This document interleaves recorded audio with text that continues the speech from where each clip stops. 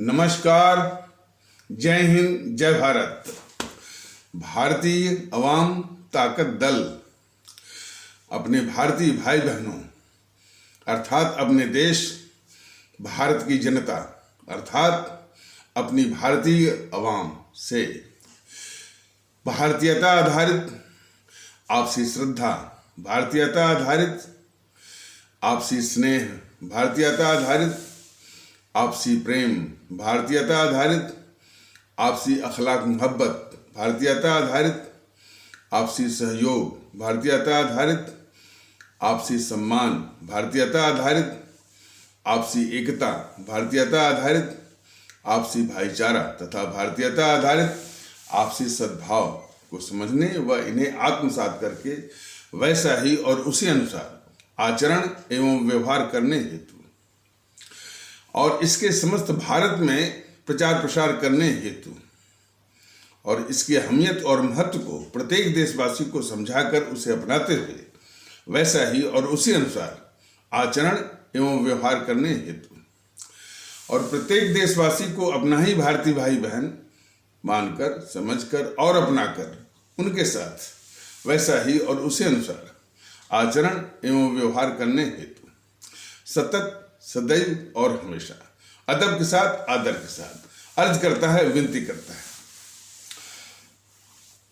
देखिए, भारतीय अवाम ताकत दल अपने नाम के अनुसार यह पूरे देश में भारतीयता के आधार पर एकता लाने की कोशिश में अभी फिलहाल सीमित साधन सोशल मीडिया के, यूट्यूब के वीडियो के माध्यम से ये सतत लगा हुआ है और अपने आदरणीय भारतीय भाई बहनों, अपने आदरणीय भारतीय अवाम से निवेदन के साथ ये समझाने का प्रयास कर रहा है कि जो भी एकता स्थापित होनी है वो भारतीयता के आधार पर ही, तभी यह हमारा मुल्क जो है या राष्ट्र भारतवर्ष कायम रह सकता है।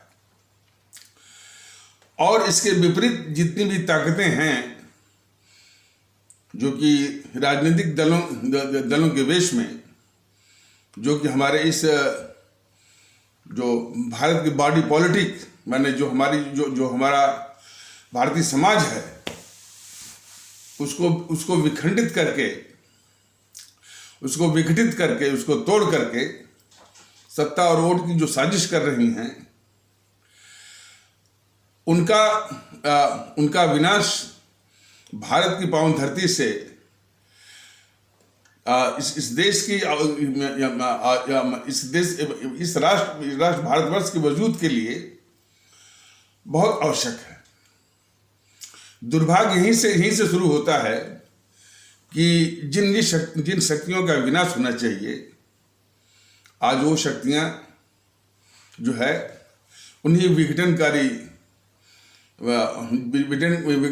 अस्त्रों से, हथियारों से, घातक हथियारों से हमारे समाज को जातिवाद, संप्रदायवाद या सांप्रदायिकता, भाषावाद, प्रांतवाद, क्षेत्रवाद, समूहवाद और भी जहरवाद के द्वारा विघटित, विखंडित, तोड़ करके और सत्ता हथियाने की साजिश कर रही हैं।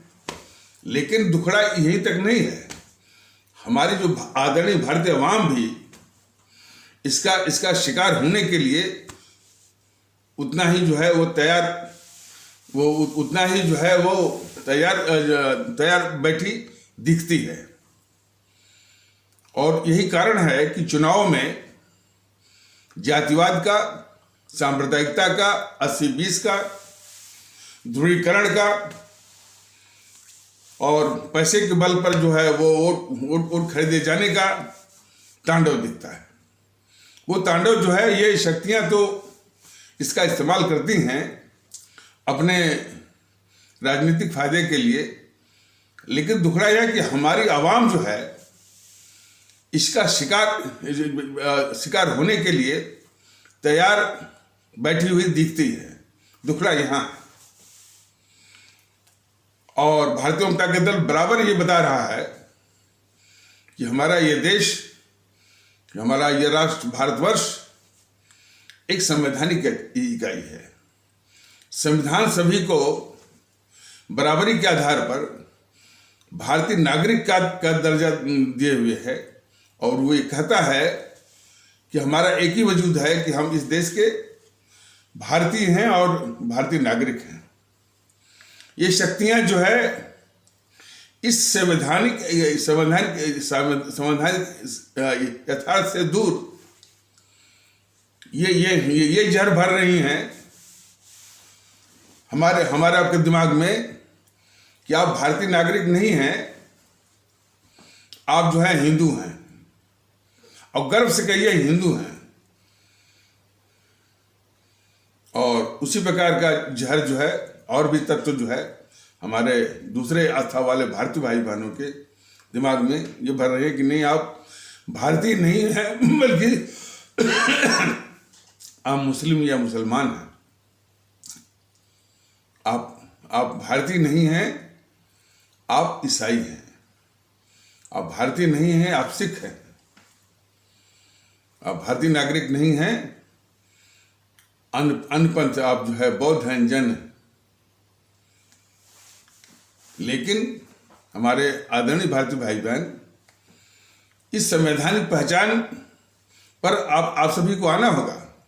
यदि इस राष्ट्र को एक संवैधानिक इकाई भारतवर्ष के रूप में इसको कायम रखना है और ऐसा माहौल कायम रखना है कि इसमें सभी पंथ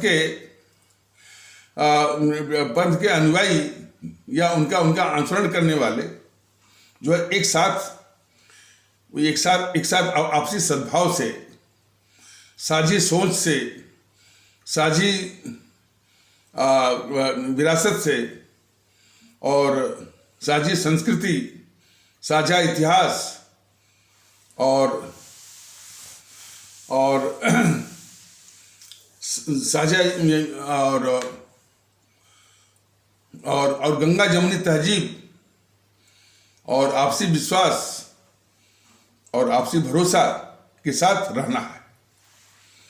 और जब हमारा भारतीय समाज इन आधार पर मजबूत रहेगा तो हर क्षेत्र में चाहे प्रगति हो, चाहे सम्मान के साथ रहना हो, और सारी बातें अपने आप वो हो जाएंगी। वरना तो आप देखिए कि अपराधियों का बोलबाला है और आबादी विस्फोट पर कोई बात है, न कोई नियंत्रण है। आबादी विस्फोट की बात तो उठाते हैं तो उठा करके जो है किसी तबका विशेष पर, खास करके इस्लाम आस्था वाले भारतीय भाई बहनों पर ही वो निशाना बनाते हैं।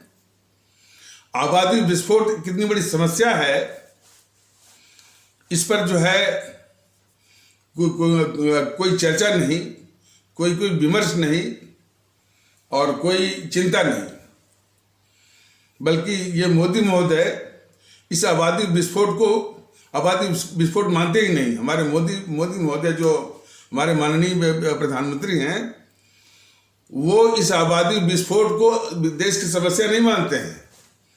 वो कहते हैं कि ये हमारा डेमोग्राफिक डिविडेंड है, ये हमारा जो है वो आबादी लाभांश है। तो बताइए ये कैसे आबादी विस्फोट को रोकेंगे और इनकी आबादी विस्फोट को रोकने की इनकी मंशा क्या है, वो भी साफ दिखती है। तो आबादी विस्फोट को हर हालत में रोकना है। और कुछ लोग कहते हैं कि ये जो सदी है, या मैंने इस 2023 या 24 में भारत की आबादी चीन की आबादी के आगे भी चली जाएगी। चीन का क्षेत्रफल भारत के क्षेत्रफल का 2.5 गुना से भी ज्यादा है और अमेरिका का क्षेत्रफल भारत के क्षेत्रफल के 3.5 गुना से ज्यादा है। अमेरिका की आबादी 30 या 35 करोड़ है और हमारी आबादी चीन के बराबर है। तो बताइए सुख कहां होगा? और इसी तरह से यदि इस आबादी विस्फोट को रोका नहीं गया तो नौकरी, रोजगार और शिक्षा और स्वास्थ्य ये तो बहुत दूर की कौड़ी बन जाएगी। रहने के लिए घर नहीं, रहने के लिए जमीन नहीं मिलेगी, पीने के लिए पानी नहीं मिलेगा, स्वच्छ हवा भी नसीब नहीं होगी। तो इस तरह का नरक अभिशाप जो है, आमंत्रण जो है वो तत्व कर रहे हैं जो कि इस आबादी विस्फोट को, आबादी लाभांश जो कि इस आबादी विस्फोट को मोदी महोदय जैसे लोग इसको आबादी लाभांश के रूप में देख रहे हैं। वो बोलते हैं कि हमारा डेमोग्राफिक डिविडेंड है। तो ऐसे ऐसे लोग तो जरा देखिए कि ये सत्ता पर बैठे हैं और ऊंचे मन से ये उपदेश दे रहे हैं कि सबका साथ सबका विश्वास। ये सारी सोच जो है वो अवाम विरुद्ध है और देश विरुद्ध है। दूसरी विभीषिका है हमारी आरक्षण। आरक्षण पर भी जितनी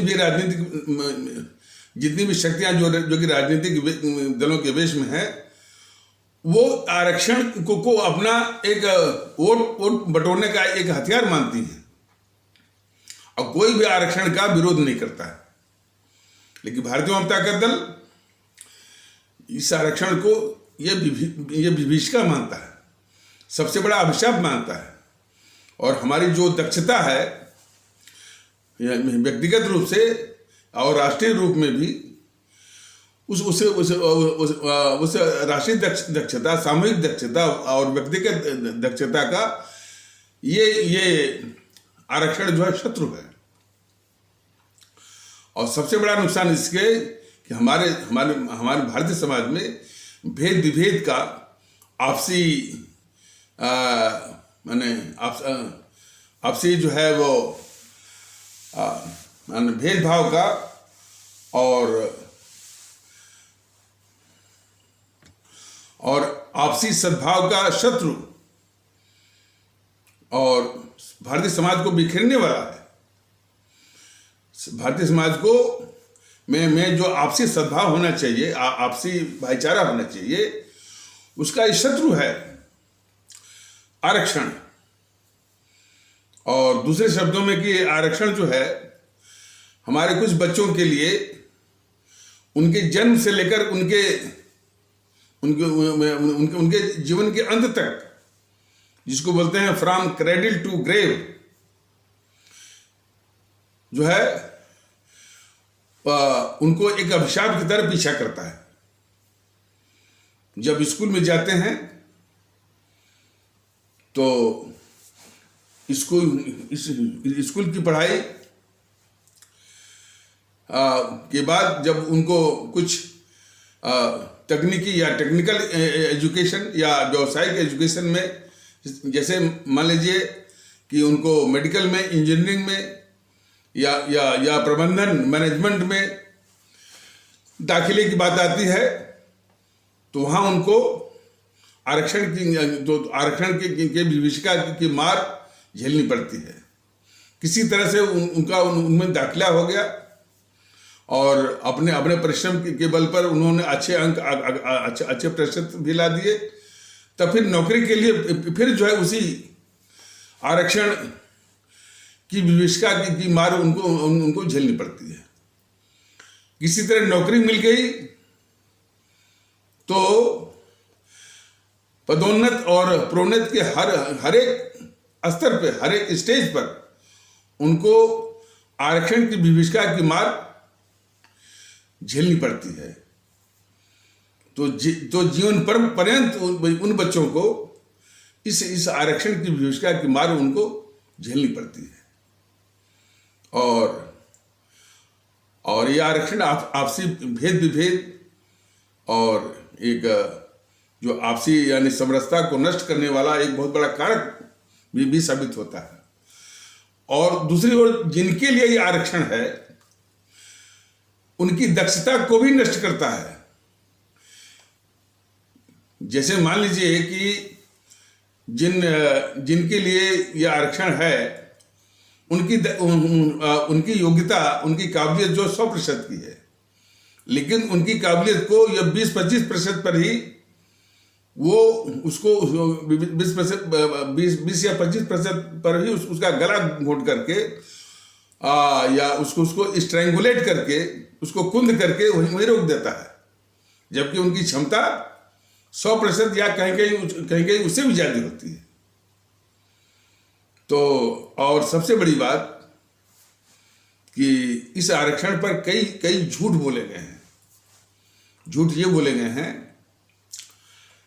कि मैंने कहा कि इस देश में, हमारे जनमानस में कई सारे झूठ जो है लोगों के दिमाग में जो है वो ब्रेन वॉश कह लीजिए, और उनके दिमाग में भरे गए हैं, ठूसे गए हैं। तो आरक्षण के भी विषय में इस तरह से बताया गया है, इस तरह से बने दिमाग में ठूसा गया है। और खास करके हमारे बाबा साहब आम्बेडकर के जो विरोधी जो मानसिकता है वो ये कहती है कि वो सब ये कहते हैं कि और यही अम्बेडकर, इसी ने देश का संविधान बनाया और इसी ने उसमें आरक्षण डाल दिया। तो ये दोनों बातें गलत। भारत के संविधान बनाने में बाबा साहब का योगदान बहुत अप्रतिम है, अद्वितीय है, लेकिन संविधान उन्होंने ही बनाया यह उतना ही गलत है, उतना ही असत्य है।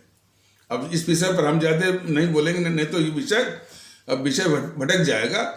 संविधान बनाने में उनका अप्रतिम और इम्पैरेलल अद्वितीय योगदान है, लेकिन संविधान उन्होंने ही बनाया है यह उतना ही असत्य है। दूसरा, आरक्षण जो है बाबा साहब ने ये यानी बाबा साहब ने नहीं डाला था, या उनके कारण आरक्षण नहीं आया था। ये इतना कहना उनका जरूर था कि हमारे भारतीय समाज के एक तबके के साथ हजार साल तक उसके साथ अन्याय हुआ है, उसका शोषण हुआ है, हर तरह से शोषण हुआ है, शैक्षणिक शोषण हुआ है और राजनीतिक शोषण हुआ है, आर्थिक शोषण हुआ है, सामाजिक शोषण हुआ है, कहीं कहीं इज्जत का भी शोषण हुआ है, और बहुत उसको चोटें मिली हैं, बहुत घाव मिला है।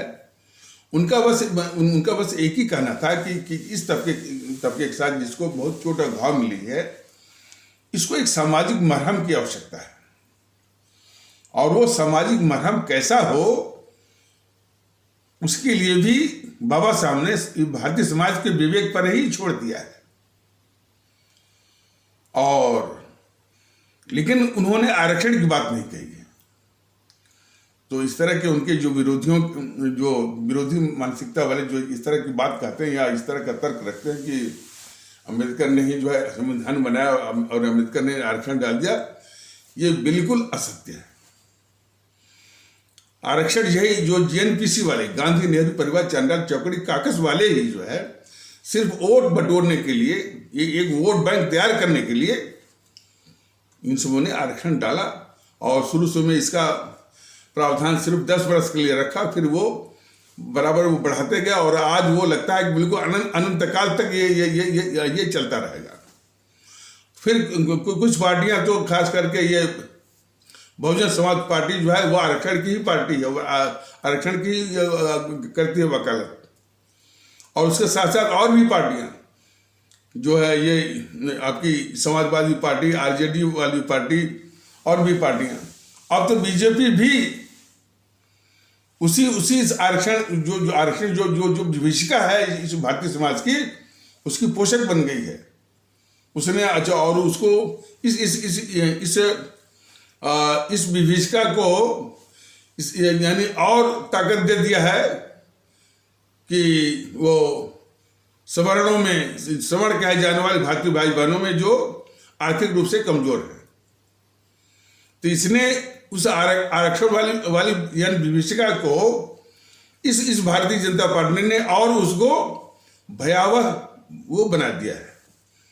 और मानसिकता ये हो गई कि इस आरक्षण में सभी अपना सर जो है उसमें डालना चाहते हैं, और इसकी दौड़ में सभी शामिल हैं जो इसके पात्र भी नहीं है। कभी वो गुर्जर कहे जाने वाले भारतीय भाई बहनों का जो तबका है वो इसके लिए आंदोलन करता है, रेल की पटरी उखाड़ता है और ट्रेनें बंद करता है। कभी जाट कहे जाने वाले हमारे जो भारतीय भाई बहन है वो भी आरक्षण जो कि काफी कुछ अपवादों को छोड़ करके काफी संपन्न तबका है हमारे भारतीय समाज का, वो भी आरक्षण की भीड़ में जो है शामिल होने के लिए आंदोलन करते हैं। तो कई तरह से हमारे ये बहुत बड़ी सामाजिक समस्या हो गई है, और हमारी दक्षता का और हमारे नेशनल प्रोडक्टिविटी का, राष्ट्रीय माने नेशनल प्रोडक्टिविटी या राष्ट्रीय उत्पादकता और क्षमता का ये शत्रु वो बनी हुई है। और भारतीय समाज की समरसता को तोड़ने के लिए तो खैर है ही। और सबसे बड़ी बात कि जो बाबा साहब अम्बेडकर जो है, और इतनी बड़ी हस्ती और इतना बड़ा देश का रत्न हीरा, अनमोल हीरा जो बने हैं, वो आरक्षण के माध्यम से नहीं बने। बाबा साहब जो है वो राजा गायकवाड़ बड़ौदा के उनके यहाँ नौकरी करते थे। तो बाबा साहब की प्रतिभा को देखते हुए राजा गायकवाड़ ने कहा कि अम्बेडकर जी आपको नौकरी करने की जरूरत नहीं है, आप अपने अंदर का जो अम्बेडकर हैं उनको बाहर लाइए, उनको निखारिए, अध्ययन करिए, परिश्रम करिए, और जो भी आर्थिक मदद होगी वो आपको दी जाएगी।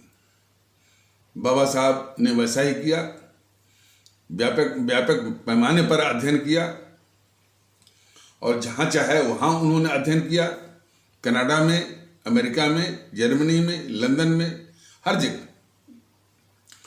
तब वो इस स्तर के महान व्यक्तित्व, इस देश का एक अनमोल रत्न बन के निकले।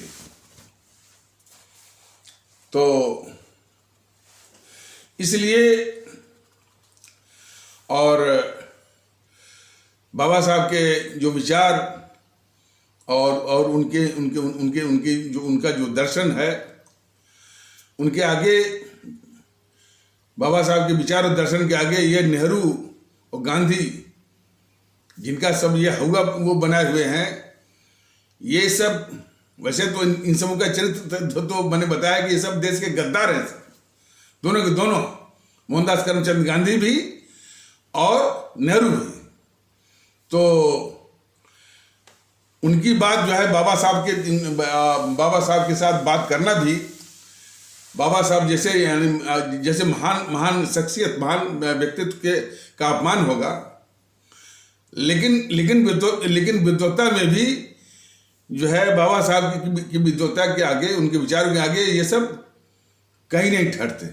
जिस तरह की अंग्रेजी वो लिखते हैं, मैंने तो उनकी किताबें पढ़ी है ओरिजिनल अंग्रेजी में, और इस तरह का एक वाकया भी आया था कि एक जो है उनके बाबा साहब के समर्थक के समाज में हमको यानी बोलने का मौका भी मिला था, और हमने वही राष्ट्रभक्ति और भारतीय एकता के विषय में जब हमने ये विषय पर हमने वो उन भारतीय भाई बहनों को बताया, समझाया, तो और अंत में ये आरक्षण वाली बात की भी मैंने चर्चा की। हालांकि लोग हमको मना भी कर रहे थे कि जिस तबके में आप ये भाषण देने जा रहे हैं, लेकिन आरक्षण पर मत बोलिएगा, नहीं तो आप जो है वो उखड़ जाएंगे, वो जनता जो है आपका विरोध कर देगी और आप जो है फेल हो जाएंगे।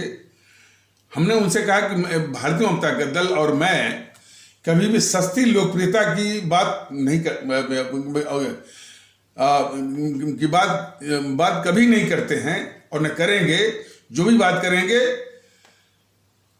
या जो भी बात की जाएगी वो देश हित की बात की जाएगी, समाज के हित की बात की जाएगी। शुरू में कड़वी जरूर लगे, लेकिन वो अंतः मन से और विश्लेषण के बाद वो जरूर मानेंगे कि यही हितकारी है, यही उनकी भलाई के लिए है।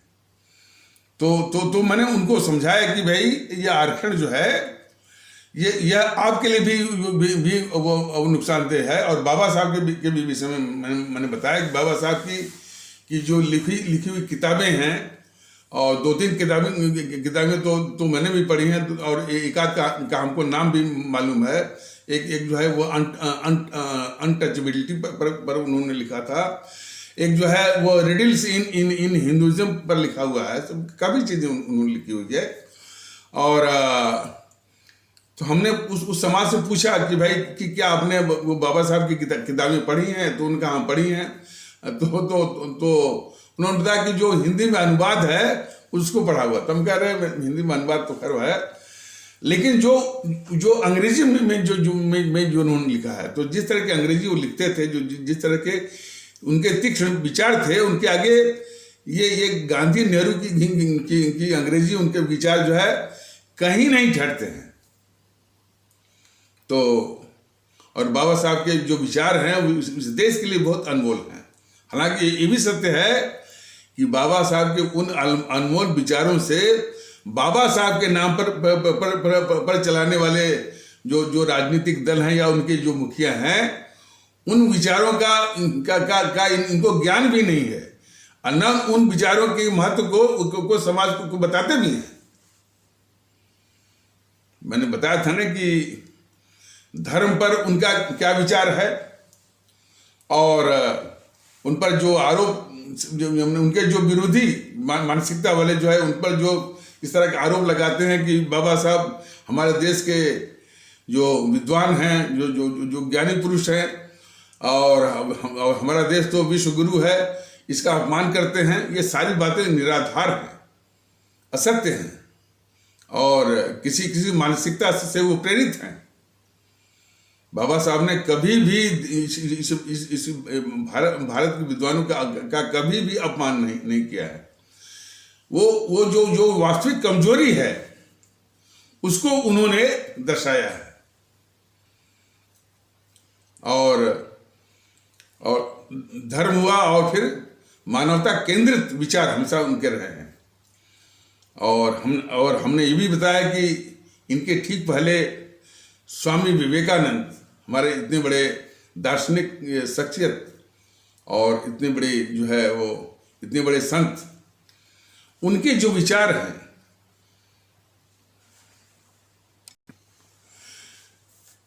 तो हमारे स्वामी विवेकानंद के जो धर्म के विषय में, मानवता के विषय में, और जो बौद्धिक वर्ग,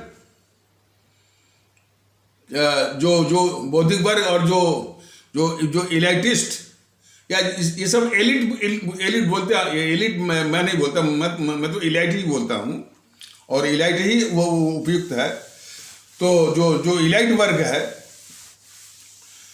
वो किस तरह से हमारे देश का अभिशाप तब था, उनके ज़माने में भी था और आज भी है। तो इस पर भी यानी बेबाकी से जो उनके विचार हैं हमारे स्वामी विवेकानंद के,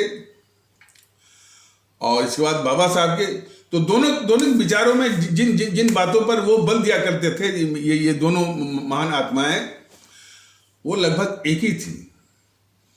धर्म के भी विषय में, मानवता के भी विषय में, और जो बौद्धिक वर्ग या जो इलाइट वर्ग है, और किस तरह से हमारे देश के लिए जो एक एसेट बनने के बजाय जो अभिशाप बना हुआ है, उसके भी विषय में हमारे स्वामी विवेकानंद भी और हमारे बाबा साहब ने भी बेबाकी से अपने देश को बताया हुआ है।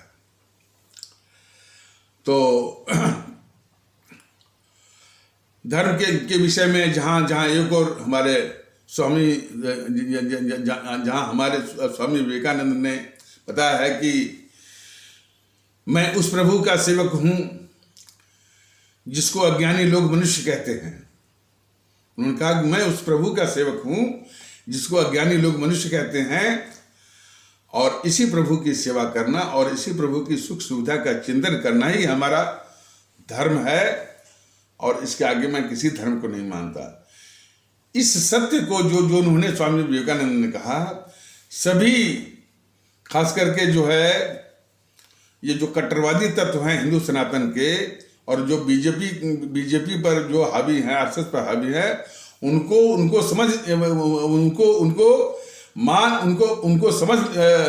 लेना चाहिए और उनको मान भी लेना चाहिए कि स्वामी विवेकानंद जी कभी नहीं उन्होंने कहा कि उनका धर्म वो हिंदू है। उनका धर्म यही है कि जो है मानवता की सेवा करना और मानवता की यानी सुख सुविधा का चिंतन करना। इसी को अपना धर्म वो यानी उन्होंने माना है। उन्होंने कभी नहीं कहा है कि उनका धर्म जो है वो हिंदू है या हिंदुत्व है। ये सभी जो है सभी हमारे आदरणीय भारतीय भाई बहनों को, हमारी आदरणीय भारतीय आवाम को, और ये बीजेपी के लोगों को, आरएसएस के लोगों को भी समझ लेना चाहिए कि उन्होंने कभी नहीं कहा कि उनका धर्म हिंदू है या उनका धर्म जो है वह हिंदुत्व है।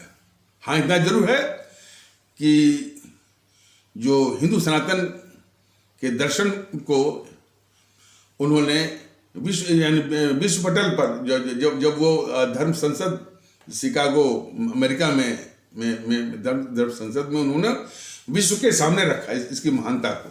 बात सही है, लेकिन जब वो भारत के अंदर आए तो हिंदू सनातन की तमाम कमियों को भी लेकर इस हिंदू सनातन को लताड़ा है,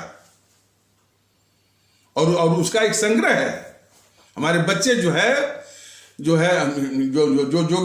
कि इसे जो कि कॉम्पिटिटिव एग्जाम की तैयारी कर रहे हैं, वह स्वामी विवेकानंद के वो तमाम जो है जो उनके द्वारा वो आलोचना है, क्रिटिसिज्म है, या जो लताड़ा है हिंदू सनातन को, उसका एक संग्रह है। तो इस यथार्थ को भी हमारे सभी आदरणीय भारतीय भाई बहनों को जानना चाहिए, और खास करके जो कट्टरवादी तत्व हैं हिंदू सनातन आस्था वाले भारतीय भाई बहनों के, उनको भी जानना चाहिए। ये बीजेपी वालों को भी जानना चाहिए, सुधांशु त्रिवेदी को भी जानना चाहिए कि जहां एक और स्वामी विवेकानंद जी ने विश्व के समक्ष जो है शिकागो में यानी हिंदू सनातन के दर्शन को, उसकी विशेषताओं को विश्व को अवगत कराया। वहीं पर जब अपने देश में आते हैं तो हिंदू सनातन की तमाम कमियों को उन्होंने बताया है, उसकी आलोचना की है, और बड़ी तीखी आलोचना की है, और बहुत ढंग से उसको लताड़ा है। और इसके साथ ही वो हमारे स्वामी जो है स्वामी विवेकानंद जी ने उन्होंने बताया कि हिंदू सनातन आस्था की महानता इसी में है कि वह दूसरे आस्थाओं का सम्मान करे। बात सही भी है, ये हर एक कोई इसमें सहमत होगा।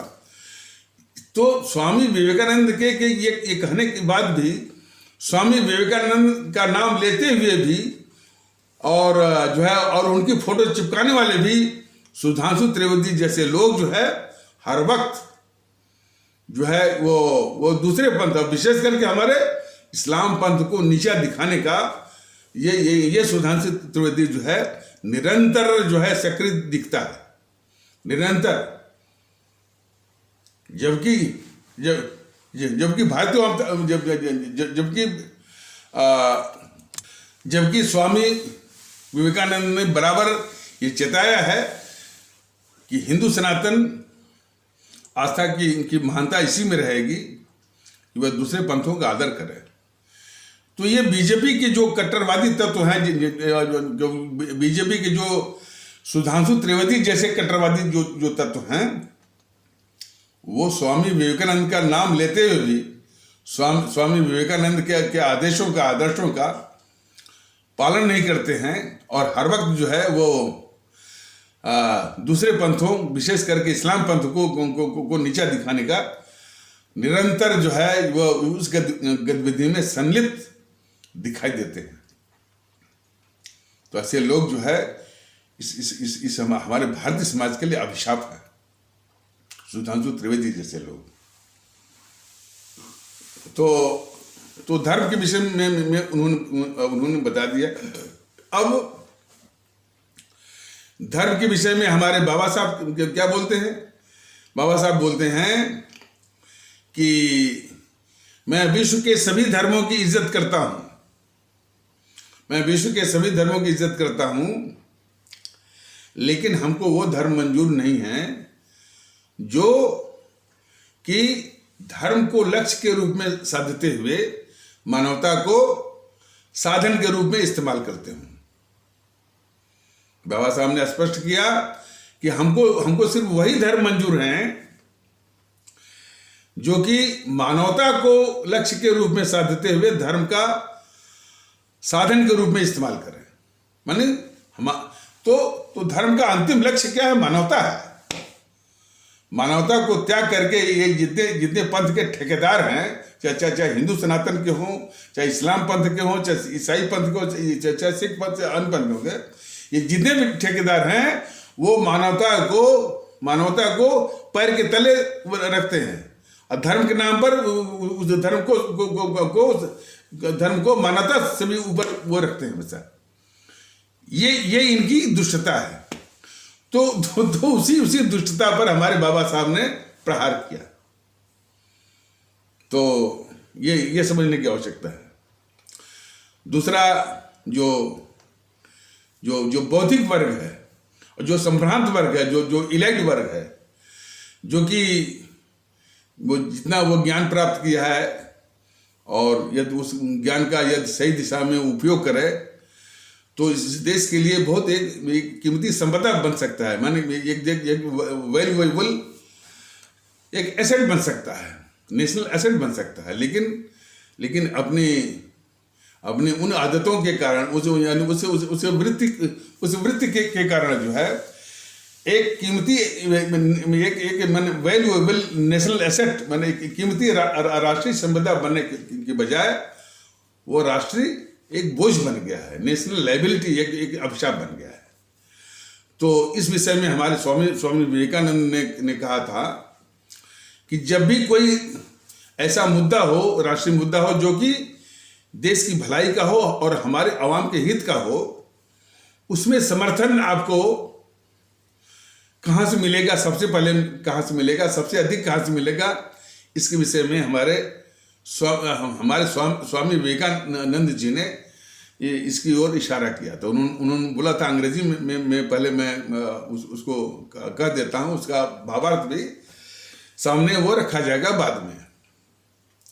उन्होंने कहा, the only hope is from the masses, the only hope is from the masses, the elite of this country is morally and physically dead. उन्होंने कहा कि कोई भी विषय हो, मुद्दा हो जो जिसमें राष्ट्र की भलाई हो, लोगों की भलाई हो, उनका हित हो, तो ऐसे मुद्दे पर जो मासेस हैं, जो आम जो हमारे भारतीय भाई बहन हैं, गरीब भारतीय भाई बहन हैं, मजलूम भारतीय भाई बहन हैं, उनका समर्थन आपको सबसे पहले सबसे अधिक मिलेगा। लेकिन जो संभ्रांत वर्ग है, इलाइट वर्ग है, जो बौद्धिक वर्ग है, वह नैतिक रूप से मर चुका है, नैतिक रूप से या वैसे भी मर चुका है। वही दशा आज भी है। ये बौद्धिक वर्ग, अब कहना अतिशयोक्ति नहीं होगा, ब्यूरोक्रेसी यानी नौकरशाही में कुछ ही अपवादों को छोड़कर के नैतिक रूप से मर चुका है और देश के लिए जो कि एक कीमती संपदा बन सकता था, वह इस देश के लिए बोझ बना हुआ है। जुडिशियरी, न्यायपालिका में जितने लोग हैं, कुछ ही अपवादों को छोड़ करके इस देश के लिए एक कीमती संपदा बन सकते थे, वैल्यूएबल नेशनल एसेट बन सकते थे, लेकिन इस देश के लिए बोझ बने हुए हैं। वही रोग जो है अच्छा। और कारण क्या था? इस कारण को बहुत अच्छी तरह से हमारे बाबा साहब ने बताया हुआ। हमारे स्वामी विवेकानंद जी ने तो उसके परिणाम को बताया है, लेकिन बाबा साहब ने उसके कारणों पर भी बताया है। तो ये जो बौद्धिक वर्ग है, जो है कुछ ही अपवादों को छोड़ करके नौकरशाही हुआ, कुछ ही अपवादों को छोड़ करके जो न्यायपालिका में बैठे हुए हैं, चाहे उच्च न्यायपालिका हो, हाई कोर्ट और सुप्रीम कोर्ट हो, और फिर शैक्षणिक संस्थानों में, एकेडमिया या एकेडमिक इंस्टीट्यूशंस में, शैक्षणिक संस्थानों में, जिसमें कि lecture, professor, reader, head of the department, proctor, dean और वाइस चांसलर, रजिस्ट्रार इत्यादि। और इसके बाद मीडिया और बौद्धिक वर्ग तो खैर है ही। तो ये जो है इनसे मैंने राष्ट्रीय मुद्दों पर, वो राष्ट्रीय मुद्दे, वो मुद्दे जिसमें माने देश की भलाई हो और हमारे आवाम की भलाई हो, इन पर इनका समर्थन नहीं मिलेगा, चूंकि ये नैतिक रूप से या वैसे भी ये मर चुके हैं। ये तथ्य, ये इशारा हमारे स्वामी विवेकानंद जी ने दिया हुआ है। बाबा साहब ने इसी चीज को और खुलासा किया है। बाबा साहब ने कहा है कि जो बाबा साहब की विरोधी मानसिकता वाले कहते हैं ना कि ये हमेशा हमारे देश के विद्वानों का अपमान किया है अम्बेडकर ने, तो इस तरह की जो मानसिकता जो पाले हुए हैं, उनके लिए ये बहुत बड़ी सीख है, जो कि भारतीय जनता दल जो कि भारतीय जनता दल उनको बता रहा है। बाबा साहब ने यह कहा कि वक्त के किसी भी मोड़ पर हमारे देश में विद्वानों की कोई कमी नहीं रही है। बाबा साहब ने क्या कहा कि वक्त के किसी भी मोड़ पर हमारे देश में विद्वानों की कोई कमी नहीं रही है, लेकिन इन विद्वानों के साथ समस्या ये रही है कि कुछ ही अपवादों को छोड़ करके जो जितना बड़ा विद्वान रहा है, बौद्धिक रूप से उतना ईमानदार नहीं रहा है। ये समस्या रही है, बौद्धिक ईमानदारी का अभाव या बौद्धिक बेईमानी। यह आज के समय की सबसे बड़ी समस्या है, सबसे बड़ी समस्या है। जितना भी बौद्धिक वर्ग है, उसमें बौद्धिक बेईमानी का बहुत बड़ी समस्या है। जैसे उदाहरण के लिए, जैसे मान लीजिए कोई विद्यार्थी, काफी उसने अध्ययन किया, रट्टा मारा, सिविल सर्विसेज जो है वो क्वालिफाई किया उसने, और आईएएस बन गया, डीएम बन गया, एसपी बन गया, सचिव बन गया, कैबिनेट वो सेक्रेटरी बन गया। तो जब उसमें बौद्धिक बेईमानी का जो रोग लगा हुआ है, तो वो बौद्धिक बेईमानी के रोग के कारण जो है, जब वो हमारे देश के रिसोर्स पर अरबों खरबों का चाकू चलता है, तो उसमें अपना एक व्यक्तिगत स्वार्थ देखता है, और उसमें कोई हमारे हमारे हमारे हमारे राष्ट्र का नुकसान हो रहा है, हमारे देश का नुकसान हो रहा है, हमारे भारतीय भाई बहनों की संपत्ति पर नुकसान हो रहा है, ये विचार उसमें नहीं आता है। या इसको दूसरे शब्दों में आप समझ सकते हैं कि जैसे मान लीजिए कोई गांव गिराज का है जो कि उतना पढ़ा लिखा नहीं है, और जब उसमें बौद्धिक बेईमानी आती है या उसकी नीयत खराब होती है, तो अधिक से अधिक वो क्या नुकसान कर सकता है। अधिक से अधिक वो जो है एक गन्ने का पेड़ उखाड़ लेगा, मटर की कोई फली जो है वो तोड़ लेगा। इतना तक ही वो गांव गिराज का उतना पढ़ा लिखा जो है वो व्यक्ति जो है नुकसान कर सकता है। लेकिन ये इतना पढ़ने लिखने के बाद, आईएएस क्वालिफाई करने के बाद, सिविल सर्विसेज क्वालिफाई करने के बाद, सचिव और जो है कैबिनेट सेक्रेटरी बनने के बाद, जब ये बौद्धिक रूप से बेईमान होते हैं तो हमारे देश के संसाधन पर अरबों खरबों का चाकू चलाते हैं। ये एक खुला और बहुत एक बेयर फैक्ट है।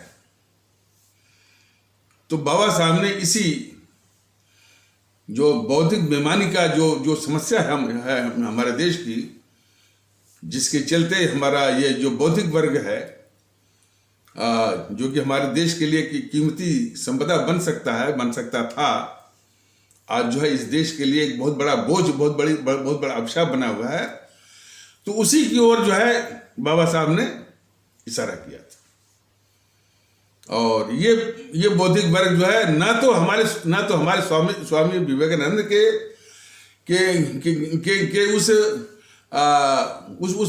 उस रास्ते को महत्व देता है जो कि उन्होंने इशारा किया था कि the only hope is from the masses, the elite of this country is morally and physically dead.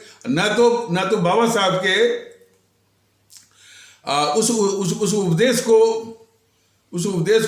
महत्व देने के लिए तैयार है, जहां पर उन्होंने कहा कि जो है जो जितना बड़ा विद्वान है, कुछ ही अपवादों को छोड़ करके बौद्धिक रूप से उतना ईमानदार नहीं है। तो इन उपदेशों का, इन बताए हुए रास्तों का बौद्धिक वर्ग जो है उसको महत्व देने के लिए तैयार भी नहीं है। यह भी और मैं इसलिए कह रहा हूं कि ये मैंने कई बौद्धिक वर्ग के मजमे में मैंने सुनाया। तो एक तो इसके विषय में वो बौद्धिक वर्ग का जो मजमा जो है अनभिज्ञता प्रकट किया, जताया, और कितने तो वो चुप रहे। तो उनकी चुप्पी ही बताती है कि स्वामी विवेकानंद हों चाहे हमारे बाबा साहब हों, इनकी चेतावनी के प्रति जो है कितने वो उदासीन थे और कितने वो स्वार्थी दिख रहे थे। लेकिन इस समस्या है, और भौतिक वर्ग की बेईमानी का तांडव हर जगह दिखा। हमारी जो है आजादी की जो लड़ाई थी, उसमें भी जो है ये बौद्धिक वर्ग जो है इन दो गद्दारों का, खास करके मोहनदास करमचंद गांधी और जवाहरलाल नेहरू, इनका तो साथ देने वालों का एक जो है वो ताता था। और वहीं पर हमारे परम आदरणीय राष्ट्र महानायक, राष्ट्रभक्त शिरोमणि नेताजी सुभाष चंद्र बोस ने जो आह्वान दिया था कि तुम मुझे खून दो, मैं तुम्हें आजादी दूंगा, इसका साथ देने वाले बौद्धिक वर्ग में से कोई नहीं आया, कुछ ही अपवादों को छोड़ करके। तो बौद्धिक बेईमानी जो है, मैंने ये बौद्धिक वर्ग की उस जमाने से इस देश का अभिशाप वो बनी हुई है। और आज भी जब मैं बताता हूं कि भाई मैंने कुछ कुछ बौद्धिक वर्ग में ये बातें रखता हूँ कि हमारा एक संगठन है भारतीय आवाम ताकत दल, और उसके ये विचार हैं भारतीय एकता के लिए, तो इसको महत्व वो देता ही नहीं है। किस तरह के सवाल करता है, इसी से ये नमूना मिल जाता है कि वो बौद्धिक वर्ग जो है अपने व्यक्तिगत स्वार्थ में किस सीमा तक और किस जड़ तक वो धंसा हुआ है। वो ये सवाल कभी नहीं, इसके प्रति वो संवेदनशील नहीं दिखता है कि हाँ भाई, हमारे देश में बहुत बड़ा बिखराव है और इस बिखराव को हर हालत में दूर करना चाहिए। इस पर चर्चा हो, विचार विमर्श हो, इसके लिए आंदोलन हो, अभियान हो, इस पर बात नहीं करेगा।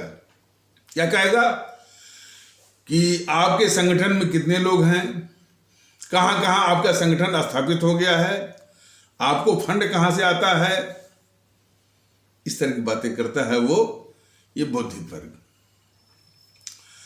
और तो जैसा कि मैंने बताया कि ये अभी तात्कालिक रूप में जो मैंने 100-150 साल पहले ही मैंने ये हमारे देश की निधि हैं, हमारे देश के रत्न हैं, जिनके विषय में भारतीय ताकत दल बता रहा है। और हमारे ये दोनों देश, हमारे मुल्क की दोनों हस्तियां हैं, इनके साथ विडंबना ये है,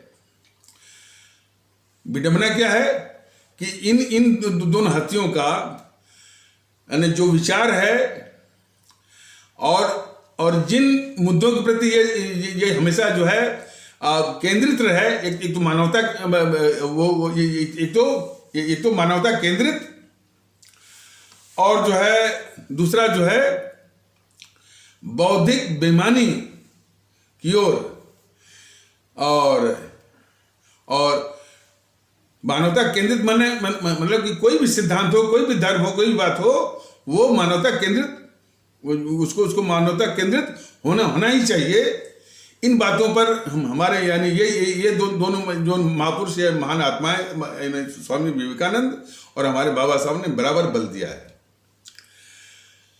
विडंबना की बात कही जा रही थी। विडंबना यह है कि हमारे भारतीय समाज का जो तबका स्वामी विवेकानंद को सम्मान देने की बात करता है, वह जो है हमारे बाबा साहब को वही सम्मान देने के लिए मानसिक रूप से तैयार नहीं है।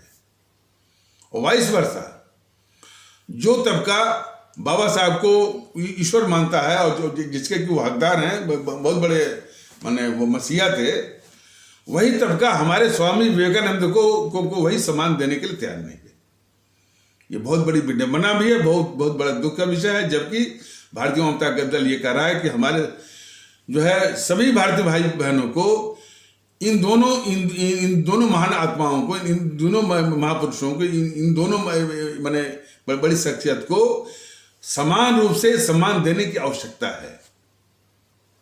और इससे भी बड़ी विचित्र और दुख की बात यह है कि बाबा साहब के इन महान विचारों का महत्व वो राजनीतिक दल भी नहीं देते हैं, न तो वो जानते हैं, न तो इससे अवगत हैं, जो कि इनके नाम पर जो है राजनीति चला रहे हैं। खास करके बहुजन समाज पार्टी और उसका मुखिया जो है मायावती या काशीराम, जो भी कभी भी नहीं है, और बल्कि उनके सिद्धांतों की हत्या करने वाले तिलक तराजू और तलवार, उनको मारो जूते चार। बताइए, ये निरा जो है हमारे बाबा साहब के आदर्शों की हत्या है। खैर, भारतीय जनता दल ने तो इन्हीं महान आत्माओं का नाम लेकर के और अपने भारतीय आवाम को ये कह रहा है कि सबसे पहले हमको जो करने की आवश्यकता है कि हमारे जो पिछड़े भारतीय भाई बहन हैं, जिनको कि कुछ लोग जो है अनुसूचित जनजाति कहते हैं, जो भी कहते हैं, इनको जो है सम्मान देने की आवश्यकता है, इनको इज्जत देने की आवश्यकता है, इनको गले लगाने की आवश्यकता है। और वैसे ही आवश्यकता हमारे इस्लाम आस्था वाले भारतीय भाई बहनों के प्रति भी है। यदि यदि देश में समरसता लाना है, भाईचारा लाना है, तो इन तबकों से शुरुआत करनी होगी और साथ साथ उन तत्वों, इनकी प्रवृत्तियों को भी कुचलना होगा जो कि इनको कभी कभी हरिजन और चमार कहते हैं, जो कि कभी कभी हमारे इस्लाम आस्था वाले भारतीय भाई बहनों को पंजत पुत्र, मियाँ कटुआ, जिहादी, पाकिस्तानी और गद्दार इत्यादि मैंने अपशब्दों से उनको अपमानित करते हैं। ऐसे तत्वों की प्रवृत्ति को भी कुचलना होगा, तभी हम हमारे देश में आपसी भाईचारा आएगा, आपसी विश्वास आएगा, आपसी भरोसा आएगा और हमारे सभी आदरणीय भारतीय भाई बहनों को, हमारे सभी आदरणीय भारतीय आवाम को कभी भी नहीं भूलना चाहिए कि हमको हर वक्त और हमेशा साझी सोच यानी कंपोजिट थिंकिंग और साझी समझ, कंपोजिट अंडरस्टैंडिंग और गंगा जमुनी तहजीब और साझी विरासत मतलब कंपोजिट हेरिटेज और साझी संस्कृति, कंपोजिट कल्चर और साझा इतिहास, हमेशा इसको महत्व देना होगा। इसके इतर जो इस तरह का प्रचार करते हैं, सुधांशु त्रिवेदी जैसे लोग, पुष्पेंद्र कुलश्रेष्ठ जैसे लोग, यति नरसिम्हानंद जैसे लोग, और इसी की प्रतिक्रिया में इसी तरह का जो नफरत फैलाते हैं तौकीर रजा, शफीकुर रहमान वर्क और ये असदुद्दीन ओवैसी, वामन मिश्रम, चंद्रशेखर रावण, राजरत्न अम्बेडकर, प्रकाश अम्बेडकर, जो कि देश में नफरत फैला रहे हैं, इनकी भी प्रवृत्तियों को उसी तरह से कुचलना होगा। और इस देश में धर्म का नाम बोल करके एक जहरीला वातावरण जो बनाए हुए हैं, और वास्तव में किस तरह के लोगों को ये टीवी वाले बुलाते हैं। टीवी वाले इतने बेशर्म और इस देश के शत्रु हैं, इनको शर्म नहीं आती है कि ये कम्युनिस्टों को बुलाते हैं। कम्युनिस्ट जो है यानी विश्व के सबसे बड़े नरसंहारी हैं। इन कम्युनिस्टों ने, इन वाम दलों ने 2 करोड़ लोगों की हत्या करके रूस में सत्ता पर काबिज हुए थे। चीन में 10 करोड़ लोगों की हत्या करके ये सत्ता हथियाए थे। तिब्बत में 80 लाख यानी 80 लाख बौद्ध धर्म के मानने वाले उनकी हत्या करके तिब्बत पर कब्जा किया था। इन्हीं के इशारे पर जो है कंबोडिया या कंपूचिया में पॉल एक शासक ने कम्युनिस्टों के ही इशारे पर 20 लाख लोगों की हत्या करवाया। अपने भारत में भी जब ये पश्चिम बंगाल में इनके 35 या 38 साल के शासन में इन्हीं कम्युनिस्टों ने 50,000 राजनीतिक हत्याएं इन वामपंथियों ने करवाई, और कई हजार राजनीतिक हत्या जो है केरल में भी हो चुकी है। तो ये विश्व के सबसे बड़े नरसंहारक हैं। लोग जो है तालिबान का नाम लेते हैं, लोग जो है वो अलकायदा का नाम लेते हैं और मुस्लिम ब्रदरहुड का नाम लेते हैं। तो उनका जो नरसंहार है मुश्किल से 1000 होगा, लाख भी नहीं पहुंचा होगा। लेकिन इन कम्युनिस्टों के द्वारा जो नरसंहार हत्या है वो करोड़ों के ऊपर है। लेकिन उन्हीं कम्युनिस्टों को ये टीवी चैनल वाले बुलाते रहते हैं। वो शान से सब धाड़ करके जो है वो सबको वो चुप कराते हैं टीवी चैनल। अच्छा, और किस तरह और इस्लाम आस्था वाले भारतीय भाई बहनों के तबके से वो किसको बुलाते हैं? साजिद रशीदी को। साजिद रशीदी वहीं पर बैठ के बोलता है कि 50 साल बाद हमारी आबादी बढ़ जाएगी, इस देश में वो इस्लामिक शासन होगा। तो वहीं पर एक वो टीकाधारी कहता है कि नहीं इसमें वो सनातन का राज होगा। बताइए, ये हमारा देश संवैधानिक देश है और जो है संविधान से चलता है। सारी संवैधानिक हस्तियां जो है संविधान की शपथ लेती है, सभी लोग संविधान की शपथ लेते हैं। वहीं पर ये तांडव कर रहे हैं कि इसमें जो है वो इस्लामिक राज होगा। तो ये कहता है कि नहीं, ये सनातन का। और उसी को ये भारत के शत्रु, ये मीडिया वाले जो है वो बुलाते रहते हैं। ऐसा ही जो है वो चर्चा करवाते हैं। और इसी तरह का ये जो है माहौल, जहरीला माहौल, और उसी के अनुसार वो जो है वो नैरेटिव भी सेट करते हैं। और उसी तरह का वो इकोसिस्टम बनाने की ये कोशिश करते हैं। ये देश के शत्रु जो है ये मीडिया वाले।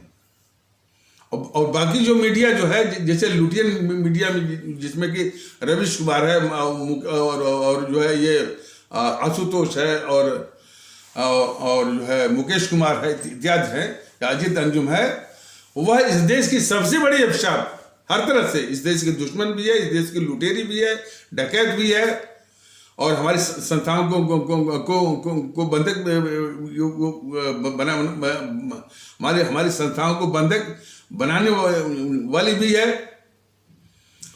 तो कैसे वो चुनाव जीते, कैसे सत्ता में वापस है, इसी की जो है वो चर्चा करते हैं। तो वो भी इस देश के बहुत खतरनाक दुश्मन है, ये पत्रकारों का गिरोह।